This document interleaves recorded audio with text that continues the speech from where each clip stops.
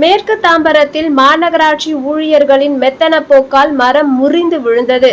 மரக்கிளைகள் car வீட்டின் மேற்கூரையின் மீது விழுந்ததால் ரூபாய் 5 லட்சம் மதிப்பில் சேதம் என வீட்டின் உரிமையாளர் வேதனை.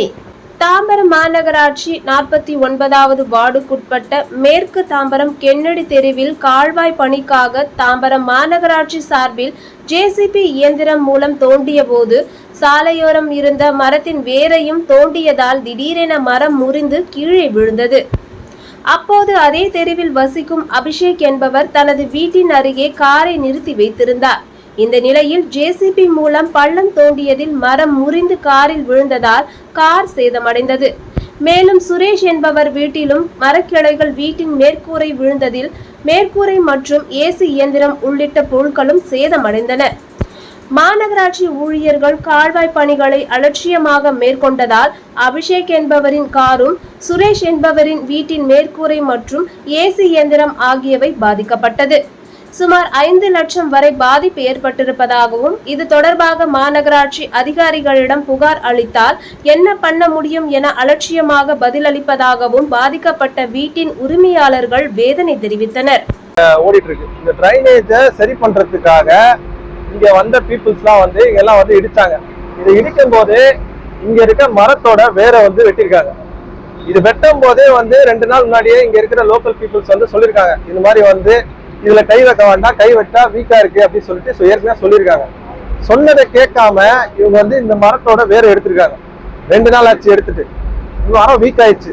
வீக் ஆகி இப்ப இன்னைக்கு என்ன ஆயிருக்குன்னா, இந்த மொத்த மரமும் எங்க வீட்டு மேல விழுந்துருக்கு. வீடு காமிங்க.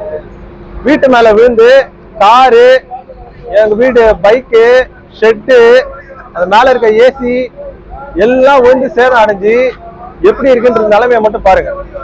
இது கம்ப்ளீட்டா கார்பரேஷனோட ஃபெயிலியர் தான் சொல்லுவேன். 2:30 மணிக்கு இந்த விஷயம் நடந்தது. 2:30 மணிக்கு நடந்தது.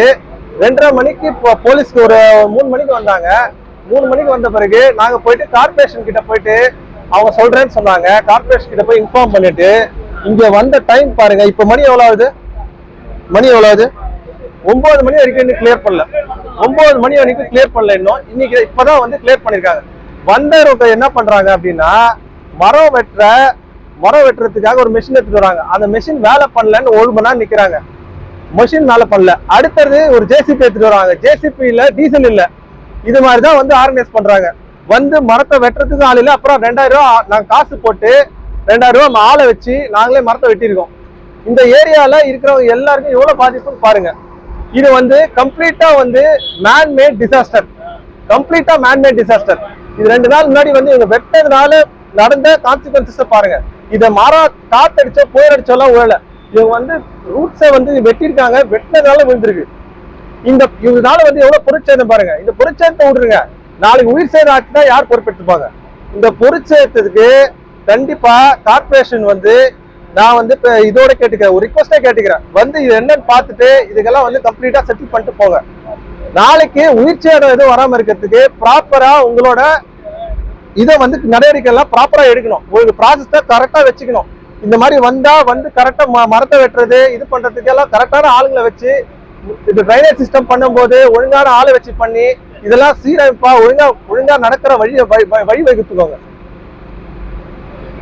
ஓகே.